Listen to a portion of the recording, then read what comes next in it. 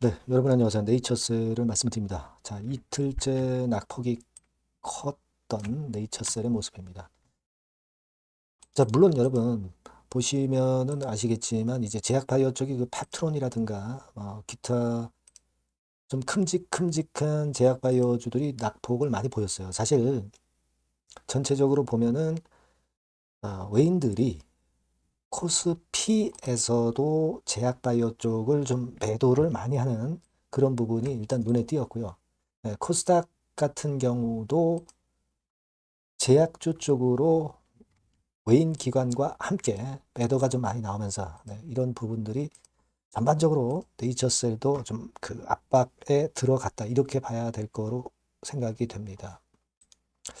자, 그런데 여러분 외인들이 5만 6천 주 순매수가 들어왔던 부분도 있어요.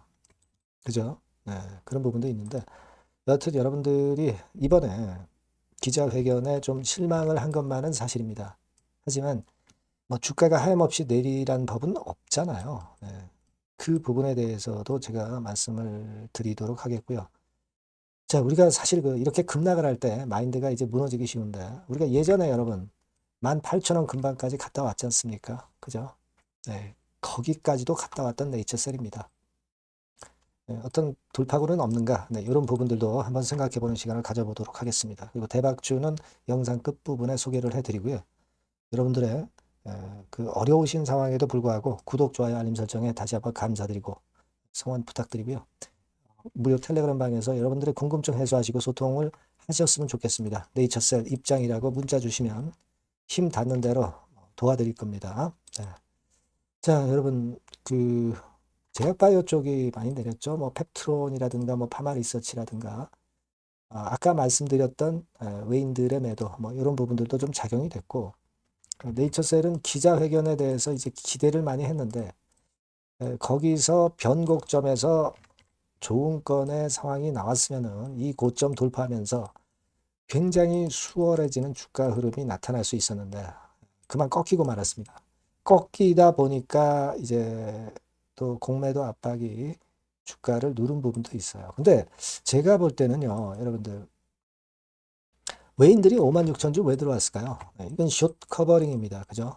그 전에 매도를 많이 때렸다가 매수가 들어왔어요, 여러분. 이거는 뭐냐면은 제가 항상 말씀을 드리지만 이 공매도 세력들은 박스권일 때 가장 그 매매를 잘하죠. 얘네들은 박스권 하에서 위에서 팔고 밑에서 사고 막 이런 매매를 주로 합니다. 공매도 하는 외인 세력들은. 그 박스권 돌파하면은 오히려 크게 손해를 보는데 박스권을 돌파 못했기 때문에 결국 박스권 전략으로 매매를 해오는 외인들 입장에서는 우리가 거꾸로 보면은 여기서 공매도 치지만 내려오면 또 숏 커버링이 들어오는 겁니다. 그러니까 다시 말씀드리면 외인들이 5만 주 정도, 5만 6천 주 정도 이렇게 매수를 한 것은 이 숏 커버링이 들어왔다고 봐야 되는 겁니다. 그렇죠? 우리가 지금 공매도 순보유 잔고를 보면 230만 주에서 250만 주까지 좀 늘어났다가 여기서 주춤주춤 거리고 있죠. 예. 주가가 내려가면은 이 공매도 잔고도 내려올 수 있어요. 네, 왜냐하면 숏 커버링이 들어올 수가 있으니까. 얘네들이 박스권 전략 매매를 한다고 한다면은 밑으로 내려갈수록 숏 커버링이 많이 들어온다는 거예요. 상환을 많이 한다는 겁니다. 그러면서 자율적인 반전이 또 나오는 거예요. 계속 급락하기가 어려운 겁니다. 이 부분도 우리가 지금 뭐 사실 음, 주가가 이틀 동안 내린 어려운 상황에서는 여러분들이 생각하실 수 있는 반전 요소가 된다는 것을 말씀을 좀 드리고 싶고요. 사실 뭐 여러분들 잘 아시겠지만 공지사항을 냈는데도 안타깝게도 밀려 내려왔습니다. 사실 뭐 공지사항에서 여러분들에게 말씀을 드렸지만 나쁜 거 얘기한 건 없어요. 나쁜 거 얘기한 건 없습니다. 그죠?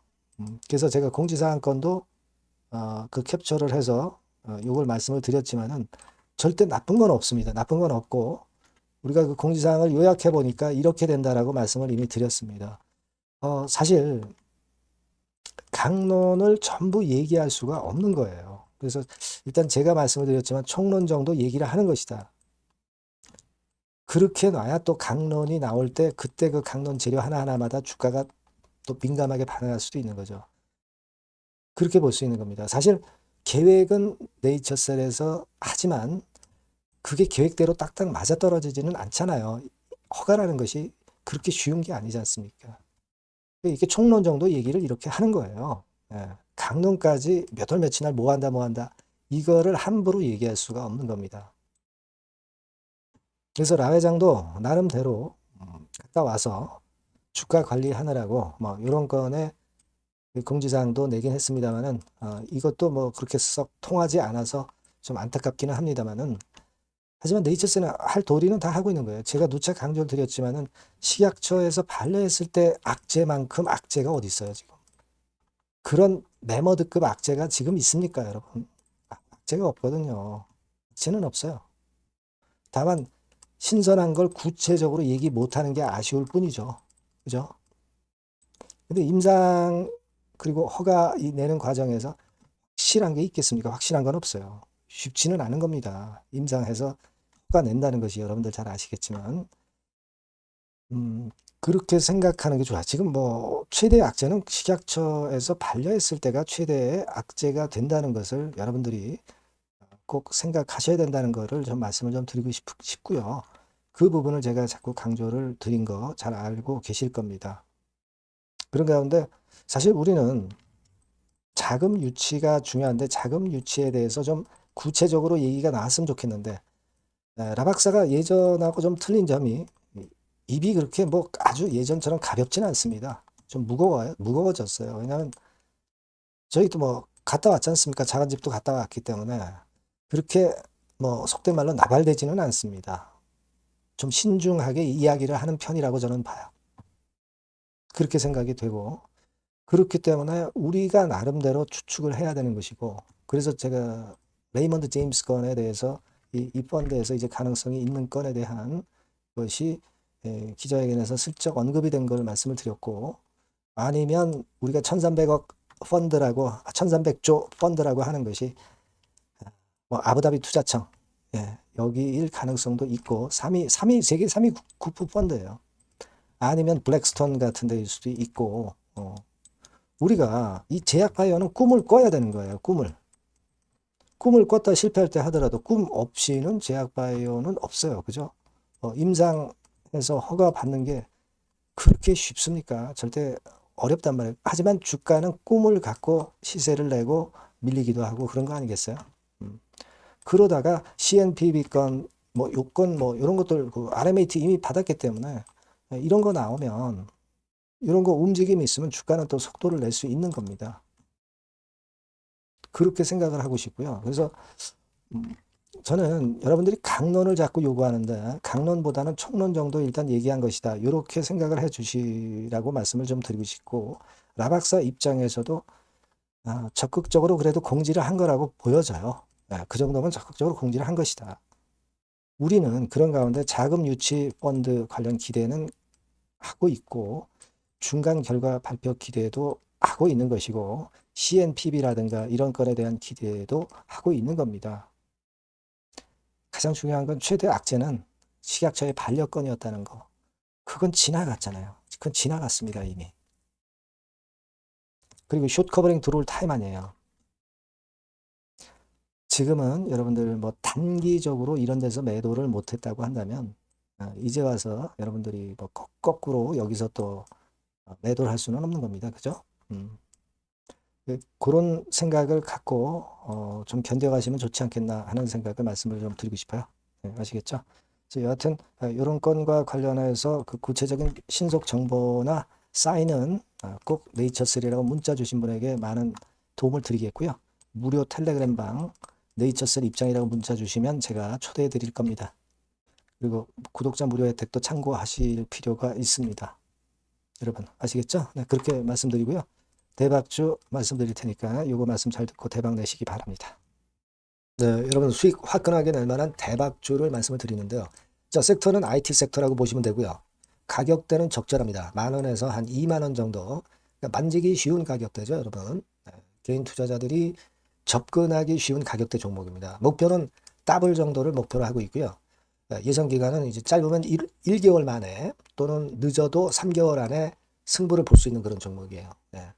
자, 이 종목의 주봉 차트를 한번 보시면 이런 식입니다. 그러니까 주봉 차트상으로 여러분 4번 정도 바닥을 만들었죠. 그러니까 대형주 같은 경우 엄청 급등한 종목들 많습니다, 여러분. 근데 이 종목을 여러분들이 지금 따라가서 먹을 게 얼마 없어요. 그리고 좀 흔들리면은 불안해서 털고 나오고 실제로 매매하기가 상당히 까다롭습니다. 그러니까 생바닥에 완벽한 바닥 구성한 종목을 여러분들이 선택하시는 게 좋아요. 대형주보다는 중소형주 탄력성이 크죠. 네, 얘네들 차례예요. 네, 얘네들 차례입니다. 이쪽을 여러분들이 공략하실 필요가 있어요. 그리고 상승 초기에 시동 거는 단계이기 때문에 그래서 유리하다는 거 다시 한번 강조를 드리고요.